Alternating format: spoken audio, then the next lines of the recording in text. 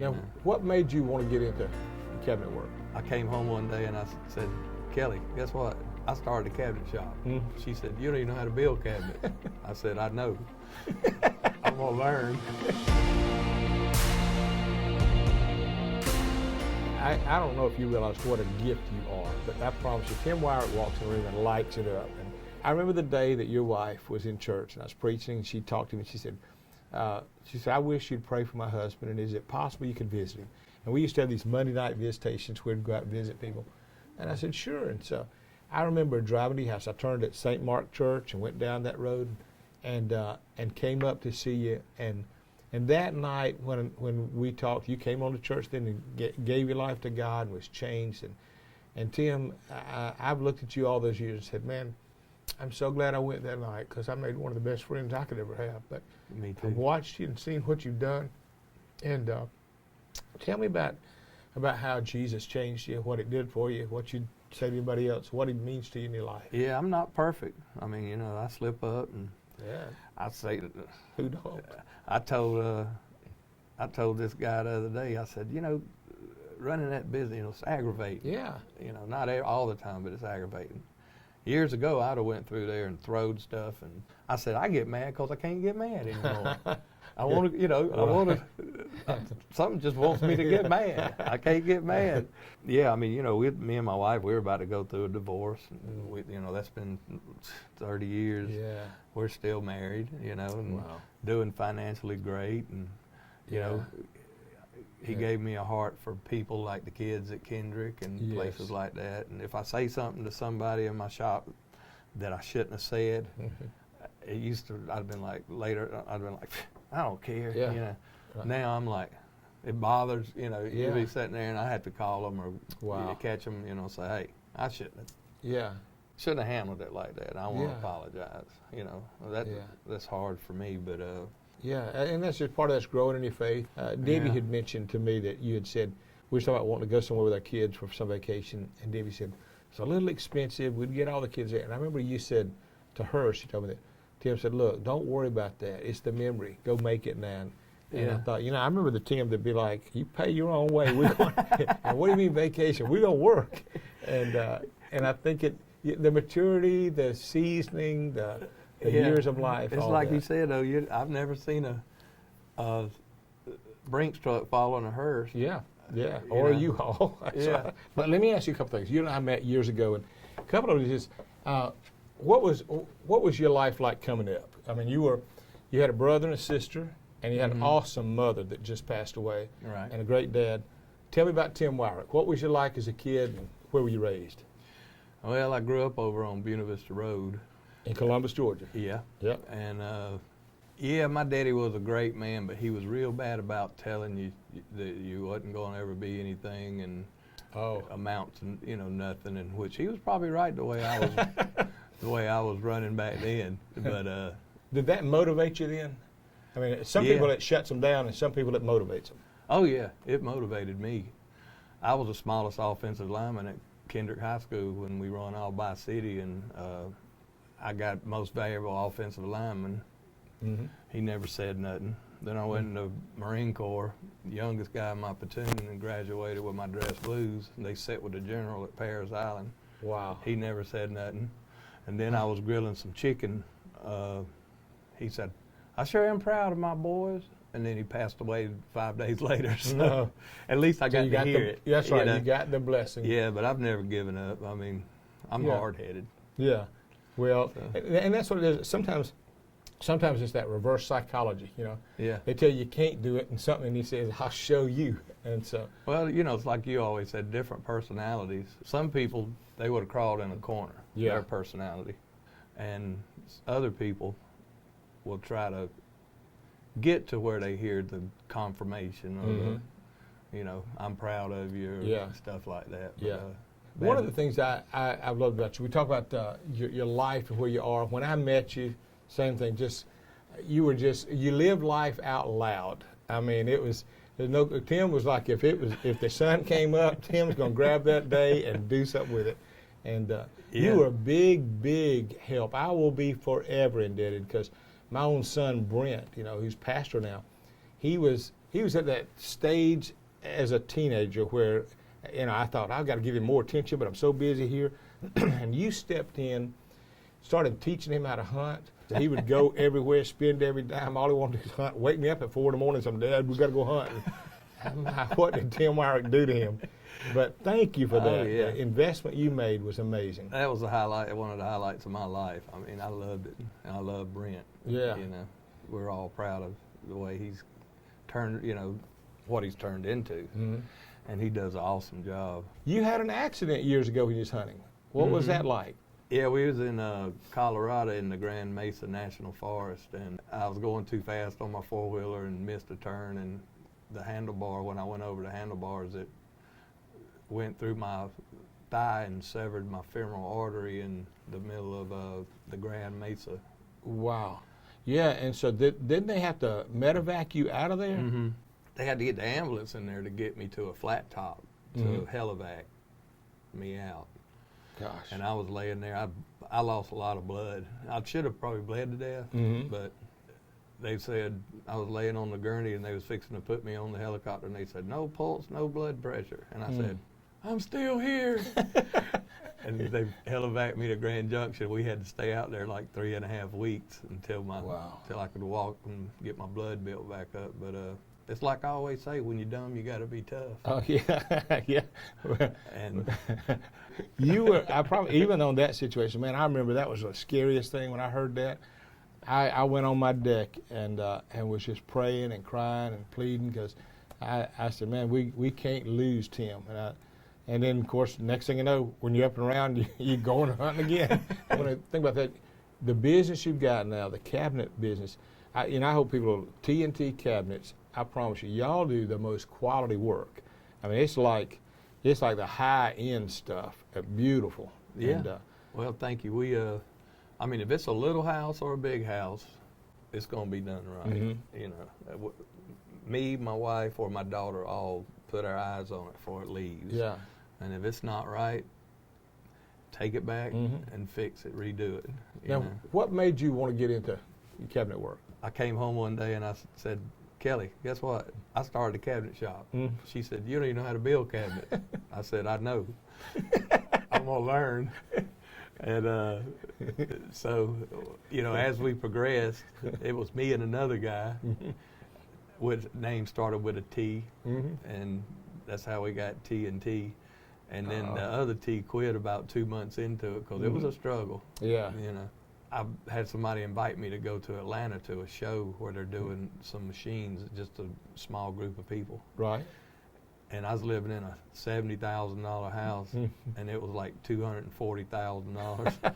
And my wife said, don't you go up there and buy that machine? I said, baby, I'm just going up there to look at it. Yeah. I went up there, and that thing came out. It'll cut a sheet of plywood in parts with practically zero waste, drill the holes, cut the dados, cut the parts. A sheet of plywood takes about 3 minutes. Wow. Maybe. I got up there and saw that machine running. I said, I got to have one of these. Yeah. So I came home and surprised her again. And it's really moved us up to the next level. Yeah, that did. That would be the part where if you're a business guy going to business, if you don't have the tools to service that, you did it right. And that's where I guess if you're starting a business or going into business like that, one of it is, the Bible talks about make a plan before you go out the door. I don't do that. No, you jumped out. So we'll learn to swim when I jump off the boat. I went up there and bought that machine. I mean, this is, I don't know. I'm crazy, I guess. I don't know. I went in there and was laying out where the machine's going to go. I didn't have room. Right. So I added a wing on. So I had to get my shop rewired, transformers. Power ran from the highway to my building. Order a dust collector and have it all wired up. And then the last thing I thought about is, that's on computer. I don't even know how to send an email. That's right. So I went to Cabinet Vision School up in Tuscaloosa for 3 days. A lot of that has to do with you have an incredible work ethic. And I remember you never liked lazy people. No. And so I I love that about you. We worked in the yard till 4 or 5 o'clock. Wow. Every Saturday. Yeah. Some people get tired of taking a bath. I mean, it's just, that's the reason now when I get an opportunity to play, I go play. You take it now, yeah. Yeah. You're making up for all that lost time. Well, it's like that thing we've said, pay now, play later. You got a generation of people that they want to play, and they don't realize they're going to have to pay down the road. But if you'll pay on the front end, you can play on the back end, and that's you did it. I've been lucky. I've been past 6 or 8 months to a year. I've been working when I want to. You know, 3 days a week. I make sure all the jobs are correct, all the computer drawings are correct. Make sure everything. If there's an issue that needs to be resolved, I'm pretty good at that. Yeah. But if I want to go hunting, I go hunting. If I want to fish, I go fishing. Yeah. If you were doing if you're telling people building a business, what are some of the things that you'd say, this is what they ought to do? I mean, I went out and hired some cabinet people, and I learned from them. Right, yeah. But, you know, I'm kind of guy, I've always been, if you showed me something, I got it. Yeah, you know, and then I can do it. So I learned how to do face frames, learned how to cut out, which CNC does now. Right. I learned how to spray, you know, I learned how to install. Because I realized after people, you know, people stab you in the back, you know, that's just the truth. Yeah. They'll hold you hostage. I tell them, even today, there's nothing in this shop I can't do. If you want to leave, that's your choice. I mean, you can teach people how to build cabinets. You can't teach people a work ethic. Right. They either have it or they don't. That's right. Exactly. You know. They got to bring that. You know, and then treating the customers right. Tim, you've always one is you do the most quality work. I had a mantle that I wanted, and you went out and bought a piece for it. What I think's great was, I remember when I looked at it, I saw it in a magazine, like beautiful mantle, and I just sent it to you and said, Tim, can you build this? And you said, I can build anything. and I loved it. I loved the attitude. I said, I knew it. And then later you told me I had to go buy another piece of equipment to be able to do it because it's so unique. But you have the ability, when you do it right and do it well. Yeah. Well, you do something right, people are going to tell 1 or 2 people. You do something wrong, they're going to tell everybody. Yeah. So that's the way we look at it. I mean, I think a lot of people go out of business because they start, but then they get to where they don't pay their debts, or they lose the passion for it, or they drop the quality of work. I mean, what's the reason some people just, because $4,000 a year in Georgia apply for a small business license, $3,600 a year go out of business in a year.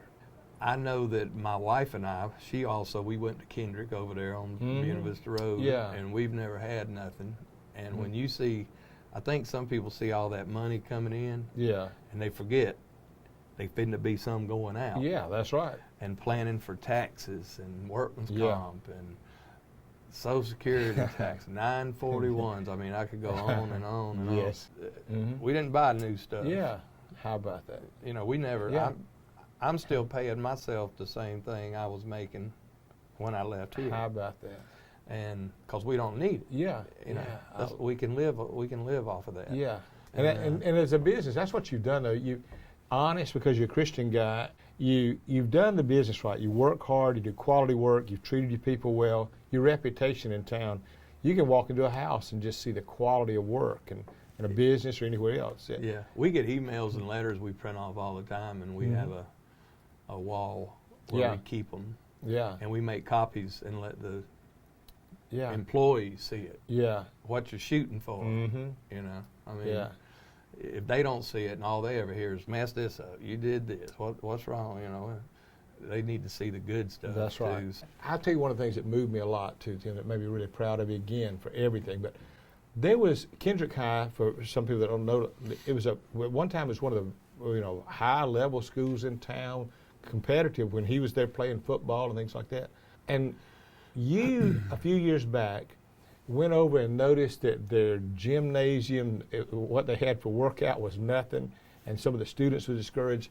Tell me about that story. You got in there and helped those guys, and they love you to this day. Yeah, the weight room, it was a mess. So I went over there and organized, got some alumni help, raised money to get them new football uniforms, which they hadn't had in a long time, and tore everything out of the weight room, painted it blue and gold, put mirrors on the wall, recovered and refoamed all the benches, sprayed them with a black glittery paint, and put some diamond tread plates down, and redid all the machines. I got all the machines running and purchased some to go in there, and I met some of the boys that were seniors. I said, "Y'all, you like to fish?" They said, "Yeah." I said, "Meet me up here in the morning, I'll pick you up." I went up there and there's like 6 guys. We had a ball, and me and Kelly took that group, it's about 8 guys, to Six Flags, and I've taken some of them to Florida, some of my guys to Florida, deep sea fishing, deer hunting. Yeah. I told them, if you mess up, you can't hang out with me no more. And all of them but one graduated college, own their own business. How about that? And they still text me Father's Day text, stuff like that. They call me Papa T. How about that? And hunting, fishing, I did it to change them, and I think they changed me too. So. And you've been, truthfully, from every age, Tim, you've been able to connect with older, with younger, with everybody. I don't know if you realize what a gift you are, but I promise you, Tim Wyrick walks in the room and lights it up, and you're full of energy. And I know right now, people may not realize it, but you've been battling some health issues lately. Tell me about that. What's going on there? I've been dealing with stage 3 prostate cancer for 5 years. Wow. And in the oral chemotherapy treatments right now, and it kind of kills my energy, which some people are glad I don't have. Because I've always been bouncing off the wall. But how did you discover you had it? Was it in the blood work or just a routine test? Or? Yeah, I've been on cholesterol medicine years, 20 years, and they check your blood every 6 months. Right. And luckily, my doctor checked my PSA, and it had went up. It had made a jump, and I wasn't worried about it. I didn't have any symptoms, none. I mean, I didn't get up to use the restroom 3 or 4 times a night. I didn't. Yeah, all those things you read on the wall when you're not. So I wasn't worried about it. And then when I found out that I had it, I was floored. Of course. And we just had to deal. Something you just got to deal with. You got to play with the cards you deal. You never thought that would happen to you. I'm sure you thought. Nope. You'd see other people had it, but you didn't. Yeah. But since then, I mean, I tell people always, if I don't even know them, we're talking, I say, go get your PSA checked, Yeah. I mean, 1 out of 7 men in North America is going to have prostate cancer, and 1 out of 5 African-American men are going to have prostate cancer. You remember Raymond DeBice, Janice and Raymond, he passed away with that. And I remember talking to him about 2 weeks before he passed, and what was sad is he said, and Raymond was just a good man, but he said, I never knew that I had anything. And he said, I just trusted my doctor. They'd tell me if something was wrong. And he said, Brother Bill, I didn't know all the things to look for. And it was too late by the time he was aware of it. Yeah. And, you have been, without a doubt, a survivor. You've been the guy who, no matter how far he goes down, he gets back up. And I'm too stupid to quit. And I think of Tim Wyrick. I think if I had to go to battle, if I had to go fight, if I had to be in a place where I could pick one guy with me, you got it every time. Well, thank you. You too. Well, I know that. I sure love you. Man, thanks for doing this with me today. Yes, sir. Thank you.